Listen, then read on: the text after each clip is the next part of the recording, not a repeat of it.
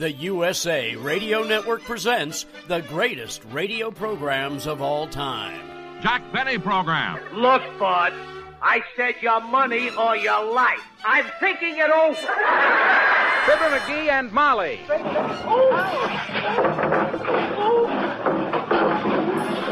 Straighten up that closet one of these days. This is classic radio theater. The Great Gildersleeve. The Bob Hope Show, transcribed direct from Hollywood. Well, hello. Come right in. Oh, George, we've got company. From Hollywood, the George Burns and Gracie Allen Show. Now here's your host, Wyatt Cox. Well, an episode of The Great Gildersleeve starring the last Gildersleeve, Willard Waterman. This episode originally broadcast July 22nd, 1953. The Kraft Foods Company presents Willard Waterman as the Great Gildersleeve.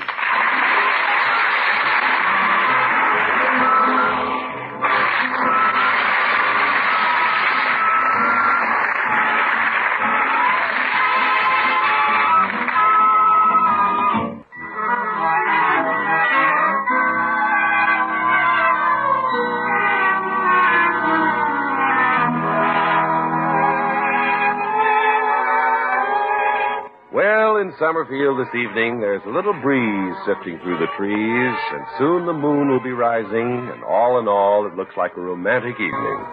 But it means nothing to the Great Gildersleeve. Since his girlfriends have been away on vacation, the water commissioner has been bobbing around aimlessly like a cork on his own reservoir. What'll I do? How will I pass the time? You gonna stay home again tonight, Unc? Yeah. I've had a hard day at the office, Leroy. I think I'll go out and lie in the hammock. Catch the breeze. You shoot the breeze all day and catch it at night, huh? No, my boy. You're kind of lost without your girlfriends, aren't you? Well. Too bad Miss Tuttle and Miss Kelly both took vacations at the same time. Leroy, that doesn't concern me one bit. I can get along without girls. Oh, sure. Besides, there are plenty of fish in the sea. Your line's just a little weak, huh? Young man, I haven't missed either one of them enough to even think about replacing them. When's Miss Kelly coming home? I don't know. I'll bet she's been busy at that summer resort. Leroy. I can see her being paddled around in a canoe by some good-looking dope, trailing her toe in the water. Yes. No wonder she isn't writing. Well, I didn't expect her to write. And the fact she hasn't doesn't concern me one bit. Watch it, young man. Bertie! Yes, Bertie. I think forgot to give you your mail when you came home tonight.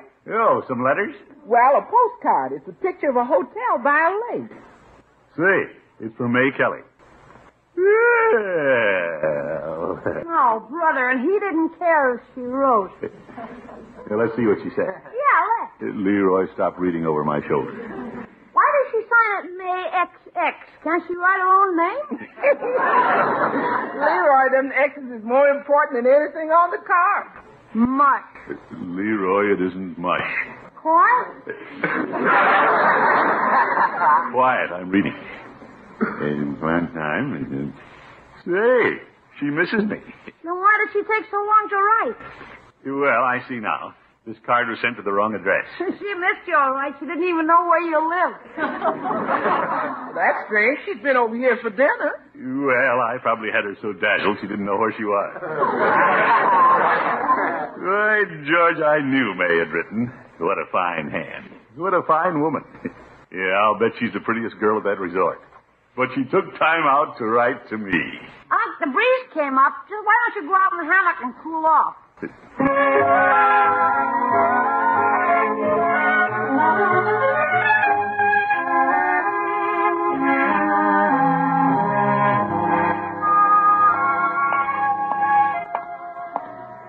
Well, I guess I should get down to the office.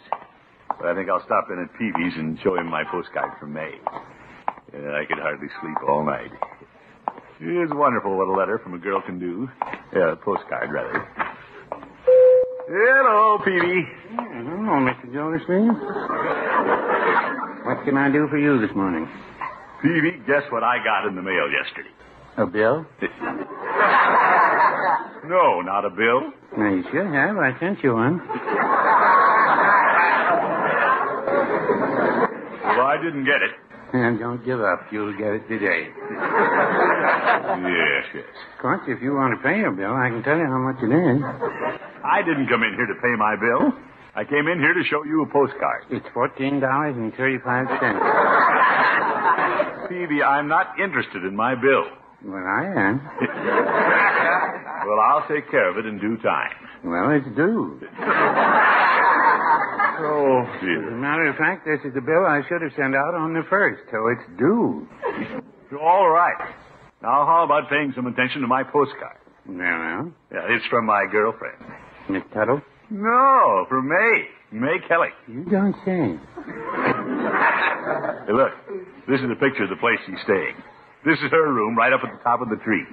She's living in a tree? Phoebe, she's living in a hotel. That's her room on the 4th floor right over the tree. That tree could come in handy in case she forgets her keys some night. All right. Now, about this bill that's due. Look at the way she signed the card, Phoebe. 2 X's. Is that 2 votes for you? You bet. And I like that kind of voting. I'll be glad when she gets home. I guess you will. Yeah, May's quite a girl. She didn't forget me. Mr. Gildersleeve, I wouldn't get too excited over a postcard. Phoebe, a girl doesn't write to you unless she's thinking about you. Right, George, I'm going to make it a point to call on May more often. Glad to hear it. That'll be good for the candy business. Say, it wouldn't be a bad idea to meet her at the train. And take some candy. Yes, sir. I think I'll call her travel agency and find out when she's coming home. May I use your phone? Go right ahead. Yeah, that'll make a nice impression on her if I meet her at the train. Yeah, with a box of candy. Hello? Kelly Travel Service? This is Throckmorton P. Gildersleeve. Oh, you remember me? Yeah, I'm calling to see when you expect May. Thought I'd meet her at the train. Oh, you expecting her tonight? At 6 o'clock? I better wrap up the candy. Well, thank you. Thank you very much. Don't bother to have anybody else meet her. The situation will be well in hand. Goodbye. Peavy, she'll be home tonight. That's what I hear. You don't have a fancy box of candy ready to go, do you? Yeah, I've already put it on that bill that's due.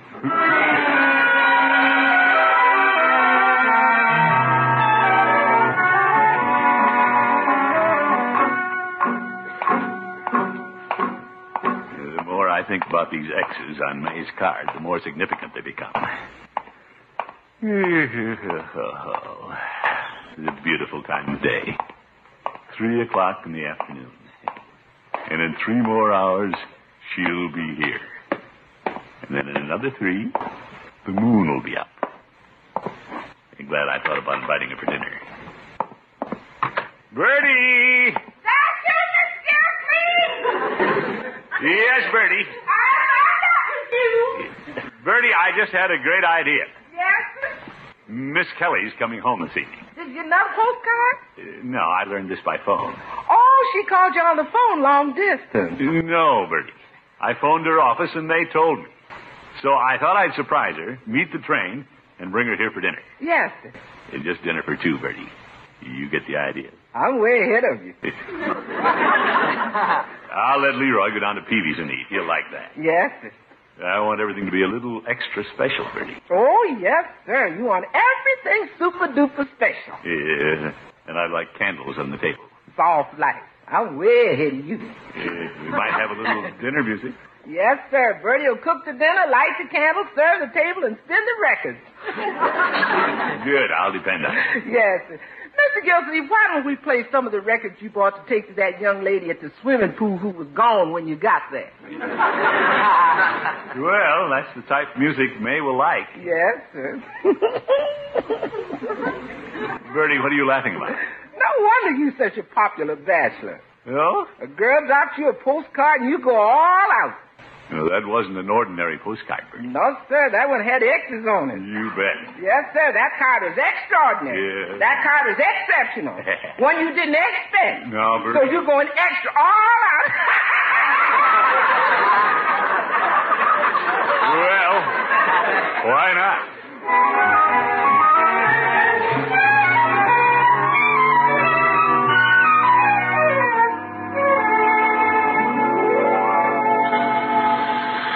Well, train's about due. I get pretty warm rushing down here. Yeah, your collar's curling, Unc.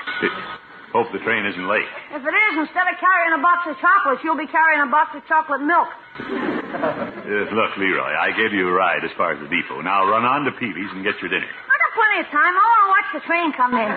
You've seen trains before? Not with Miss Kelly on them. You gonna shake hands with her or kiss her? Young man, you shouldn't be here when I meet Miss Kelly. Well, she won't know. I'll hide behind the baggage truck. Oh, my goodness. Leroy, here comes the train. Now scoot. Scram. Okay. If I can't watch you meet her, can I read your diary later? Confound it, Leroy. Okay. I'll go down by the engine and I promise not to pee. That's the boy. Yes, look at that steam shootout. Right, George, this is exciting. Hey, what a surprise this will be to May. Gildersleeve, you know how to impress the women. Well, people are getting off, but I don't see May anywhere. Oh, there she is. May! Why'd she turn around and walk the other way? Yeah, I guess she didn't see me. May! May! Oh, May! It's me, Throckmorton. Oh, hello, Throckmorton. Hey, it's wonderful to have you home. I'm glad to see you. And what a beautiful tan you have. Let me look at you. Up close.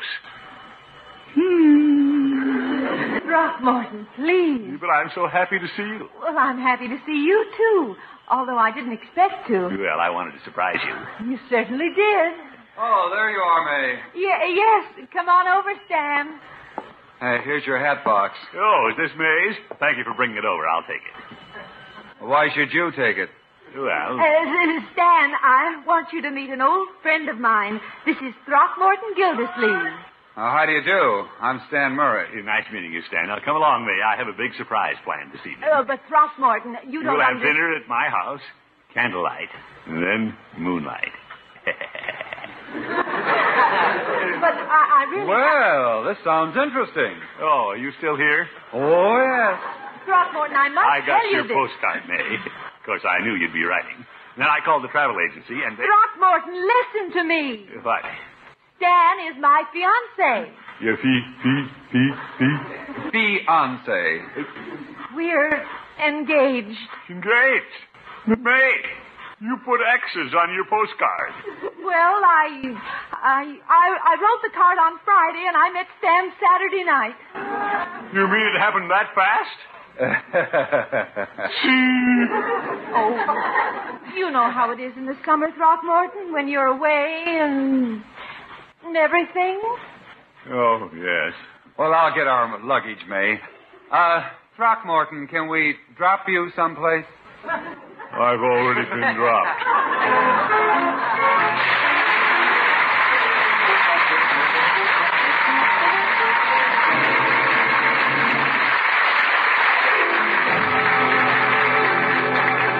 The Great Gildersleeve will be back in just a minute.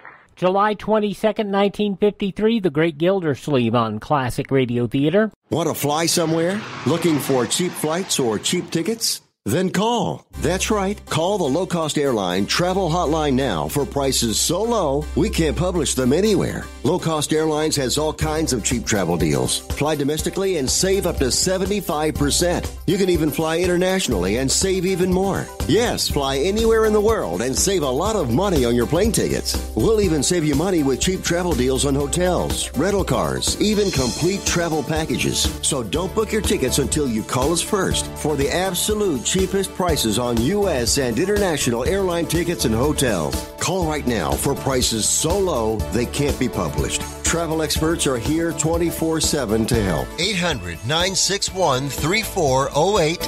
800-961-3408. 800-961-3408.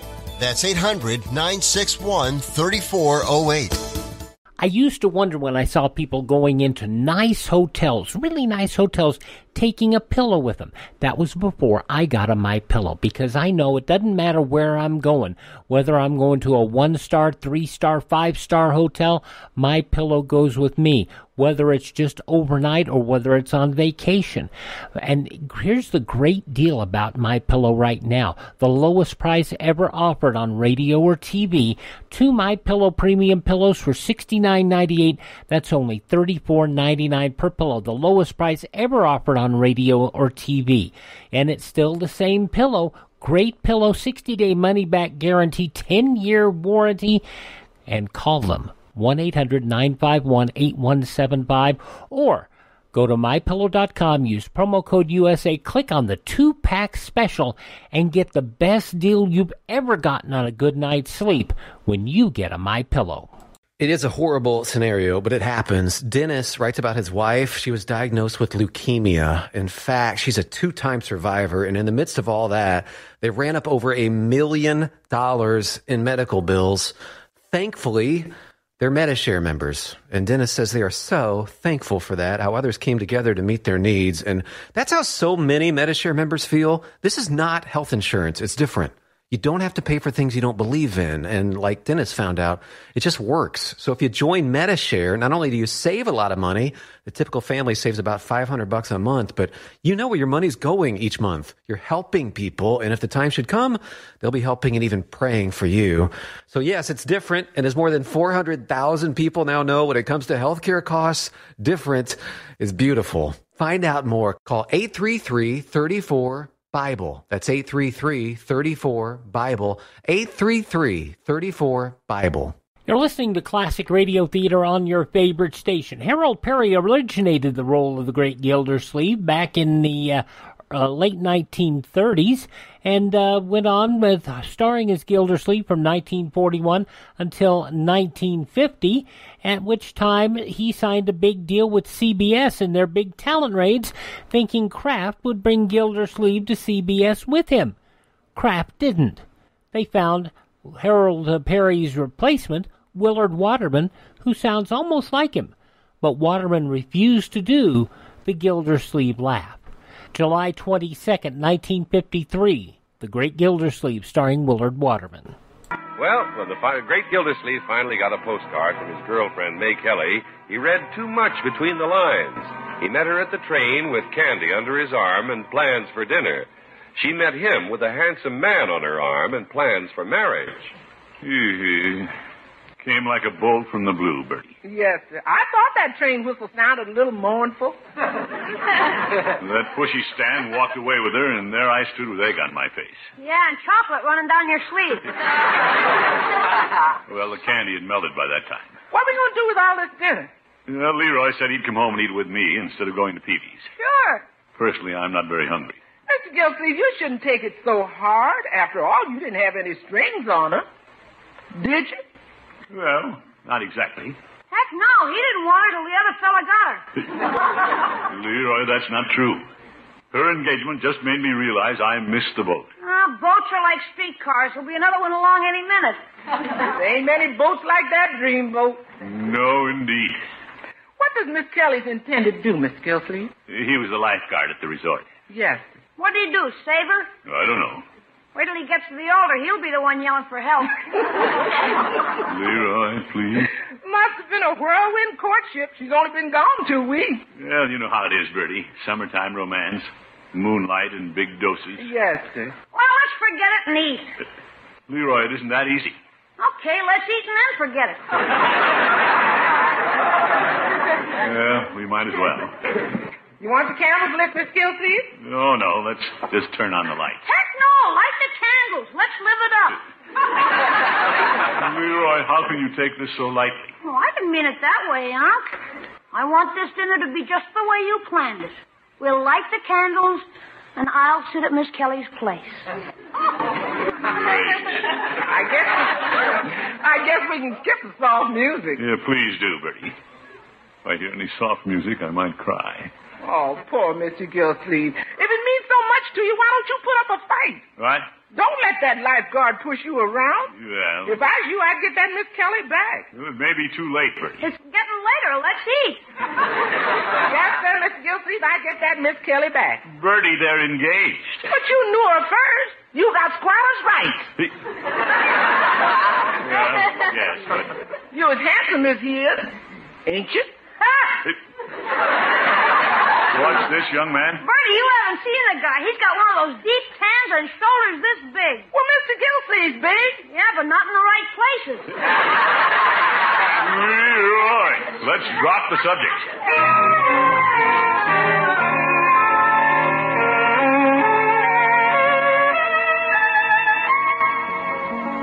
Oof. It's a pretty hard subject to drop. I thought if I came here to my den and buried myself in a good book, I could forget May. 8:30. I wonder what May and that Stan are doing now.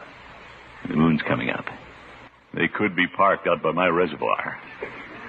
I never did trust a lifeguard when he's off duty. Yeah, I can just picture them now, out there in the moonlight, holding hands.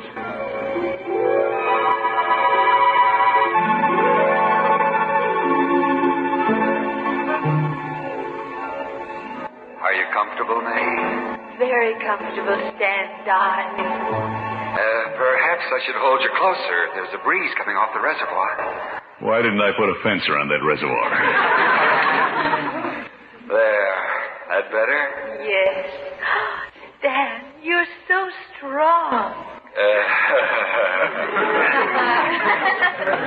I should have taken that weightlifting course. Oh, isn't life wonderful? It's been wonderful every minute since we met. Yeah. Here we are engaged, and we've only known each other since Saturday night. But it seems we've known each other always. Oh, there's never been anyone but you. What about that fat guy who met you at the train? Oh, I feel sorry for him. What's his name? Gildersleeve? Gildersleeve. Oh, what's the difference? Sleeve, slob. I ought to go out there and chase him right into the reservoir. Throckmorton is a very nice man. Yeah, but I'm too late with too little. Well, let's forget him. Shall we set the date, darling? There's no reason to wait. Shall we say tomorrow? Tomorrow. Let's seal it with a kiss.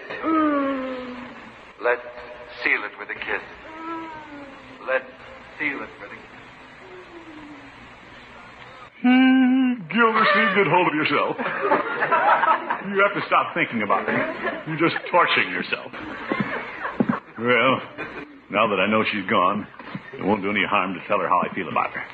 I'll just go to her house and say, May, now that you're being married, I just want you to know if he hadn't asked you, I would have. No, he'll be there. Old Musclebound might take it the wrong way. I know.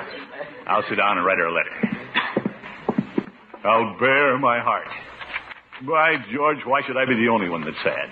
Let her feel a little of this, too. My beloved May. I've never written that to anybody. This is the last letter you'll be getting from me. July 22nd, 1953, The Great Gildersleeve on Classic Radio Theater. You know, for a while I worked in a hotel and I really used to go, why do people bring their own pillows with them? Well, once I got a MyPillow, I understood.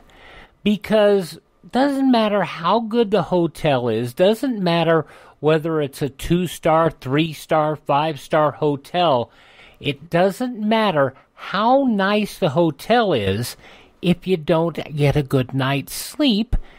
And the key to getting a good night's sleep is a MyPillow. Now, the best deal ever offered on MyPillow right now. You go to MyPillow.com, enter our promo code USA, click the 2-pack special, and folks, you're going to get 2 MyPillow premium pillows for $69.98. That's $34.99 per pillow, the lowest price ever offered on radio or TV. Now, it's the same MyPillow we've been talking about for months. It stays cool all night long. You don't wake up and flip the pillow over in the middle of the night. It keeps its shape. You don't have to fluff it up in the middle of the night. 60-day money-back guarantee, 10-year warranty, and that's the deal. Try it for 60 days. You don't like it, send it back. 10-year warranty. Tell me another pillow you've got that's got a 10-year warranty. No. And the great thing is it's always as clean and fresh as new. If you get in a mess or after, a couple of weeks, throw it in the washing machine, toss it in the dryer, fluff it up, and you got a brand new MyPillow. The lowest price ever offered on MyPillow, 2 MyPillow premium pillows, $69.98, $34.99 a pillow. You see if you can find a price like that anywhere else. Go to MyPillow.com, click on the 2-pack special, enter my promo code USA, or call 1-800-951-8175. The best deal ever. And by the way, that promo code USA works on anything on the MyPillow website, MyPillow.com.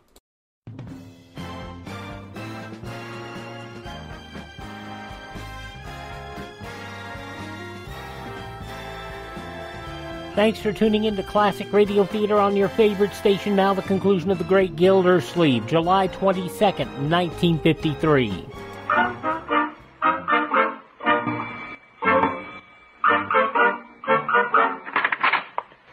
Hello, Peavy.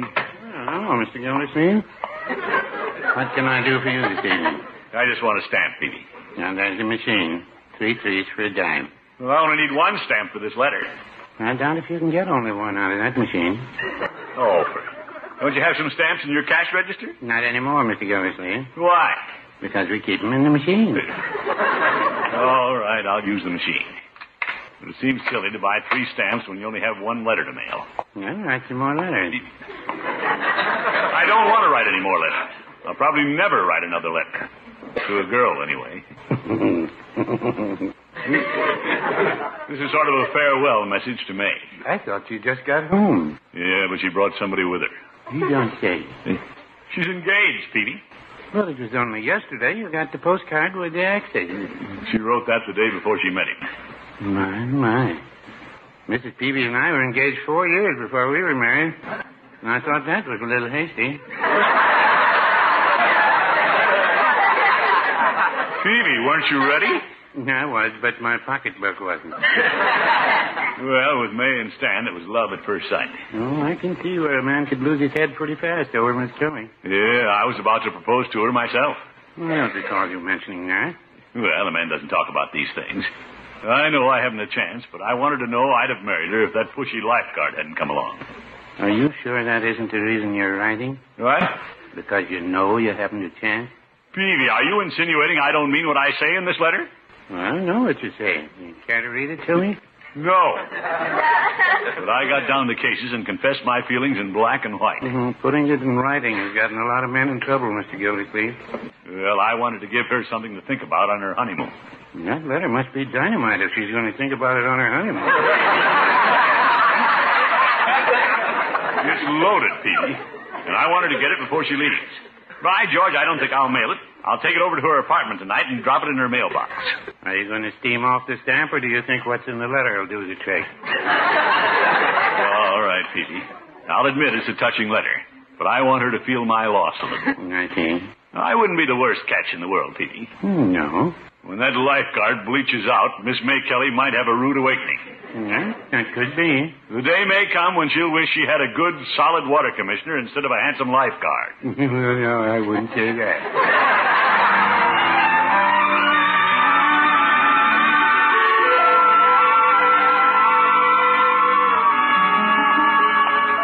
There's a light in May's window. I guess they're talking over wedding plans. I'll just tiptoe up on the porch, drop my letter in the mailbox, and vanish out of her life. Here goes part of my heart. Now she'll know. Whoop. Why, Throckmorton. Hello, May. Oh, I thought I heard someone at the door. Yeah. Me. I'm so glad to see you. Won't you come in? Well, I don't think I should, under the circumstances. Oh, don't be silly. But what about Stan? Oh, he isn't here. Come on in.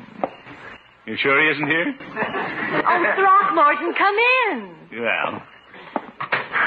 You know, when you met me at the train, I didn't have a chance to tell you how thrilled I was to see you. Oh? Sit down here on the couch by me. Yeah. Don't sit on the edge. Relax. Well, it just doesn't seem the time or the place to relax. Where is Stan? It's early. Won't he be back this evening? Throckmorton, Yes. Stan won't be back, ever. He won't? I'm afraid our engagement was a mistake. It was. Fortunately, both of us realized it in time. Oh, but you know how it is. I'm impetuous, and so is Stan. I'm just beginning to realize I am, too, in a way. I suppose ours was the old story. Not many summer romances stand up when you get back home. I guess it was the dancing, the moonlight, the canoe rides that made me forget, for a little while, how much I thought of you. Me? You're so solid and dependable. Oh, you'd never do anything rash like me. Oh, I don't know. Anyway, I'm sure Stan didn't really want to get married. Come to think of it, I don't either. Throckmorton. Yes? When you met me at the train, I began to see you in an entirely different light. The candy you brought, the dinner plans you made. Oh, you were wonderful. No, May, let's not be too impetuous. I may not be the man you think I am. Well, that's another thing I like about you. You're modest. Do you suppose it's possible for a girl to fall out of love and in again, all in the same day? Throckmorton, I know why you came here tonight. Because we're being irresistibly drawn together. No, I came up here to mail a letter.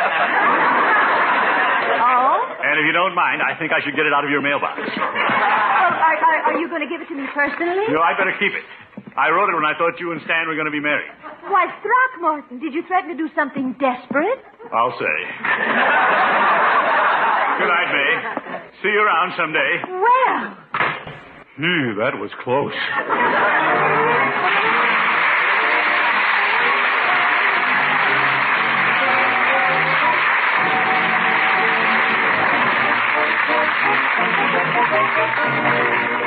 Well, there's only one thing to do. Burn this letter I wrote to May. I'll toss it in the fireplace. Hey, Unc. Hello, Leroy. You starting a fire in the summertime? I'm just burning my bridges. Oh, I get it. Bertie's right, Unc. What? You got a postcard from one of your girls, and right away you flip your lid. No, Leroy. Miss Kelly had you practically engaged 24 hours after you met the train. Yes, yes. Excuse me! What is it, Bertie? We got good news, and that just came. It smells like violets. Oh? I think it's from Miss Tuttle. Hey, I bet she wants you to meet the train. Not me. I've met a train. Good night, folks. The Great Gildersleeve is played by Willard Waterman and is an NBC Radio Network production. The show is written by John Elliott and Andy White and is partially transcribed.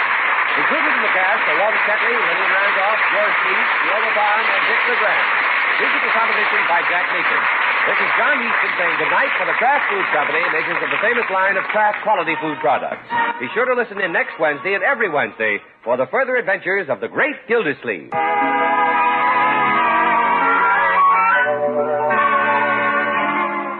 July 22nd, 1953, The Great Gildersleeve on Classic Radio Theater. Nothing is more important than protecting your family and property. That's why you should make a free call right now to Vivint, the #1 smart home services provider in the U.S. Vivint will make your home safer and more secure with a state-of-the-art system that's so simple to use. Vivint smart home specialists provide award-winning monitoring of your system 24/7, 365 to respond to any emergency, even when you can't. And with the 4.5-star rated Vivint smart home mobile app, control your entire house from anywhere. Locks, cameras, security system, all at your fingertips on your mobile device. Call Vivint now and get a free quote, professional installation, and full smart home service for as little as $2 per day. Equipment purchase or service agreement required. Conditions apply. Call now. A smart home is a safer home. So protect your family and your property, home or business, with a Vivint smart home system. Call 800-619-7902. That's 800-619-7902. Call now, 800-619-7902. If you enjoy our classic radio theater broadcasts and want to start building a collection of your own, go to classicradio.stream. That's classicradio.stream. There you'll find links to great classic radio collections on CD, along with links to great reading on classic radio, plus classic radio theater on demand. Check out our webpage, available now at classicradio.stream. That's classicradio.stream. And enjoy. Hi, this is Kyle Horvath with the White Pine County Tourism and Recreation Board. If you want to get away from the big cities and get back to nature this summer, give us a call at 775-289-3720 or visit us online at elinevada.net. There's so much to do and see, I can't mention it in 30 seconds, but check out our website and you'll see what Nevada is really all about. elinevada.net or follow us on Facebook or Instagram. Give us a call at 775-289-3720 or visit us online at elinevada.net. Tired of overpaying for the little blue pill? What if you could get the exact same results for just a fraction of the price, guaranteed? Well, now you can with sildenafil, the active ingredient in the blue pill. With 20 milligram generic sildenafil tablets, you get the exact same results for less than $2 per pill. And again, the results are guaranteed. That's right, absolutely guaranteed results for a fraction of the cost of the little blue pill. So give your wallet a break and call us toll-free at 800-365-6017 to get your generic sildenafil delivered discreetly to your door. And of course, while saving hundreds of dollars, you'll also be saving time by saying goodbye to those long, embarrassing pharmacy lines once and for all. Again, just call 800-365-6017 and get your generic sildenafil with a 100% money-back guarantee. Getting your pills doesn't get any easier or cheaper than this, so call 800-365-6017 now. Now on Classic Radio Theater, more of the Grantland Rice Story. This originally broadcast July 22nd, 1955. It's about Grantland Rice's outlook on that great horse, Man o' War.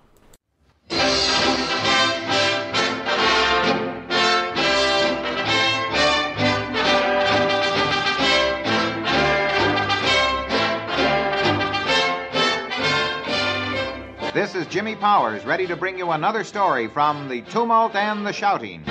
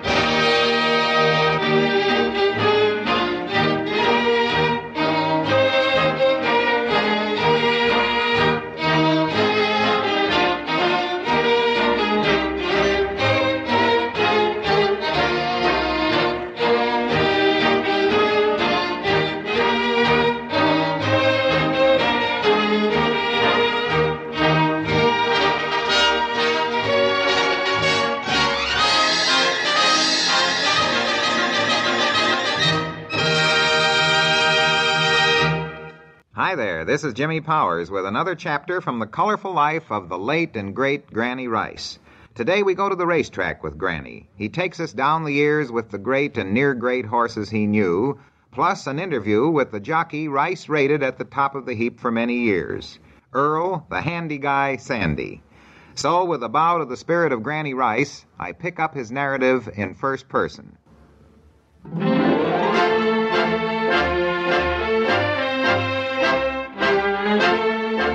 The first time I ever saw Man o' War was at Jamaica Racetrack outside New York City in 1920, where he was entered in the Stuyvesant handicap at 1 mile. I had taken along an old boy from Tennessee who knew nothing about the track. "Can you give me a winner?" he asked. "Yes," I replied, "a thing called Man o' War in the 5th race." "I had him," said my friend after the race. "He won, but he didn't pay much, did he?" "No," I replied, "but he won." Man o' War was in all books at 1 to 100, or 1 penny on each dollar wagered. My friend, a plunger, had risked $5 on the nose. His winnings didn't pay his car fare back to Tennessee. Checking back on the great horses I've seen in action, the question comes back, who was the greatest? My pick would be, first, Exterminator, for speed, stamina, endurance, and most running. Second, Man o' War. No faster than Citation, but he had a furious desire to win. He had more color than any horse. Third, Citation. That's the solid horse, always dependable. His later defeats by Noor, though, brought him down a bit. Fourth, Count Fleet. The high-headed colt was probably as good as the best, as fast as any. Didn't quite last out his 3-year-old term, however. But the mostest horse, the thoroughbred who gripped the imagination of racegoers, whether they bet him $100 to win or $2 to show, was Man o' War. You know, the British stud books refused to acknowledge him. They didn't rate his breeding pure enough. This business of breeding, incidentally, makes me snort. When I'm trying to pick a horse, I don't ask about his breeding. All I ask is about 6 inches of his nose in front of the wire. I've had my first speaking acquaintance with running horses back in 1901. Down the years, I've witnessed perhaps half a dozen great match races, or at least, for purposes of description, they were match races in that it was strictly horse against horse.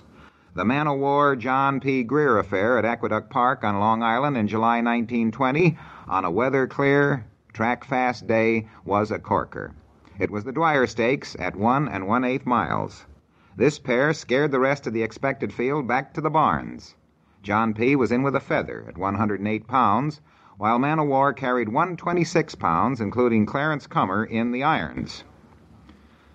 Well, Aqueduct was a giant beehive. As these two magnificent thoroughbreds came out onto the track, they were cheered like a pair of heavyweights touching gloves before round 1 of a world championship.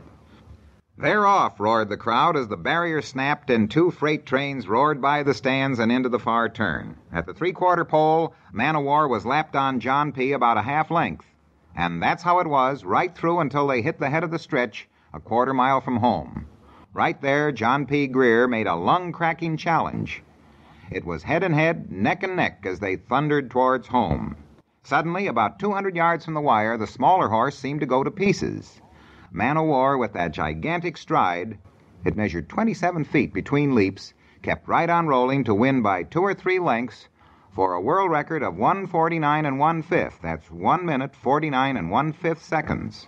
Great as Man o' War was as a champion, I must cast my vote for Exterminator when judged in all 3 directions: speed, stamina, and time, the time he lasts.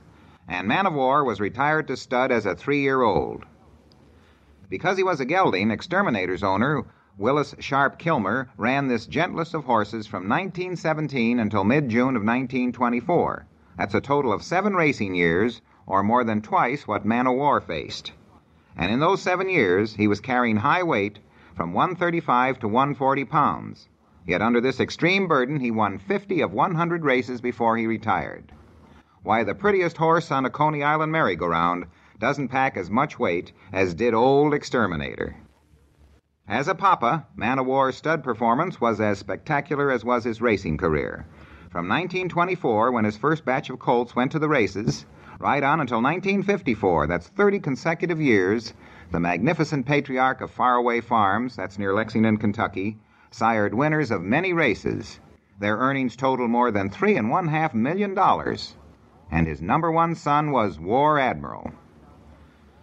Ladies and gentlemen, when a champion steps down, the saying is, they never come back. Well, here in the studio is one chap who has returned to the winner's circle 21 years after riding his last winner and calling it quits to a long and brilliant career as America's number 1 jockey. Earl Sandy shucked off his boots and his silks back in 1933.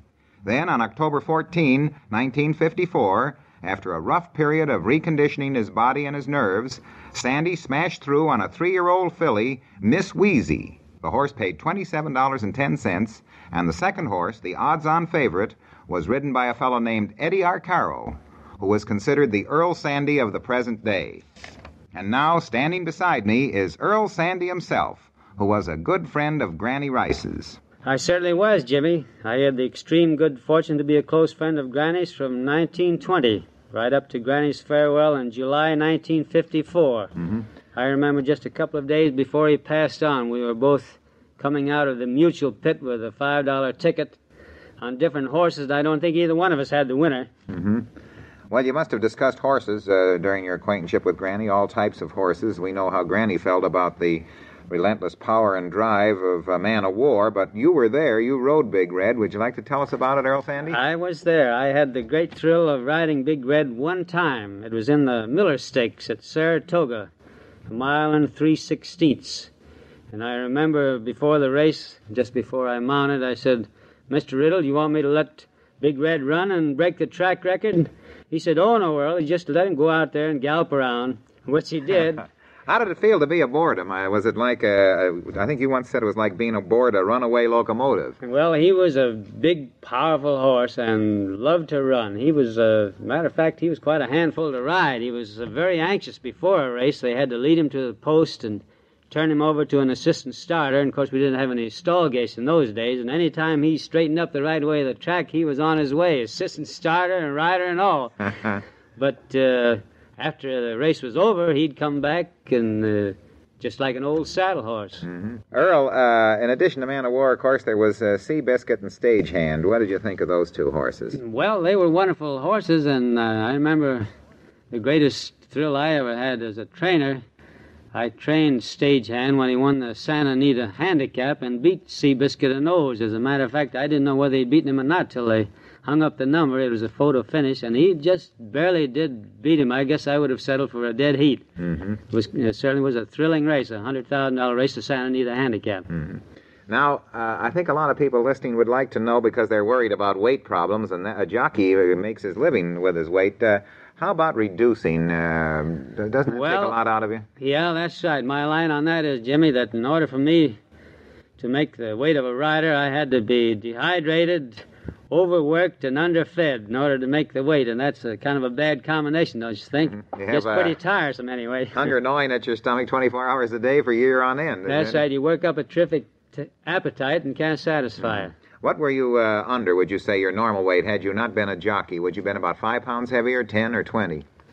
Oh, the last time, you remember when I staged that little comeback and rode a few races, 1953 that was, I weighed 138 stripped a few months before I got down to 111 stripped, so you can see how much weight I took off. Earl Sandy, you've had a lot of spectacular spills. What was the closest call you think you had? Well, I had, speaking of Saratoga, the worst fall I ever had was at Saratoga in 1924. I got busted up pretty well. I fell first, and 3 horses fell over the top of us, and I had what you call a comminuted fracture of the femur and a few cracked ribs and a broken collarbone. Outside of that, outside that you weren't hurt. Outside that, I'm in pretty good shape. Well, Earl, thanks a lot for the chat. And, folks, you know now how it was like to ride Man of War, the world's most famous horse. Of course, Man of War died in 1948 at the extreme age of 31. We may never see the equal of this horse, who so completely captured the imagination of those, particularly Granny Rice, who rode full steam ahead through the turbulent 20. And this is Jimmy Powers, transcribed, saying so long. Program based around the autobiography of the famed sports writer Grantland Rice, the Grantland Rice Story, as it was originally broadcast July 22nd, 1955. Folks, I hope you'll visit my webpage over at classicradio.stream. That's classicradio.stream. There you can stream our Classic Radio Theater podcasts on demand, learn more about classic radio collecting, and contact me directly. That's at classicradio.stream. And a reminder that our podcasts are available anywhere fine podcasts are served. The iHeartRadio app, the Apple Podcast app, the Google Podcast app, Spreaker, Spotify, anywhere fine podcasts are served. All you have to do is search for USA Classic Radio Theater. You can find us there. You can also find our newscasts by searching USA Radio News. But that's another story. Well, and there are a lot of stories. Thank you so much for tuning in. Do me a favor. Thank this radio station. Support the advertisers. And as always, tell a friend. The great radio shows are back. Classic Radio Theater here on your favorite station and the USA Radio Network.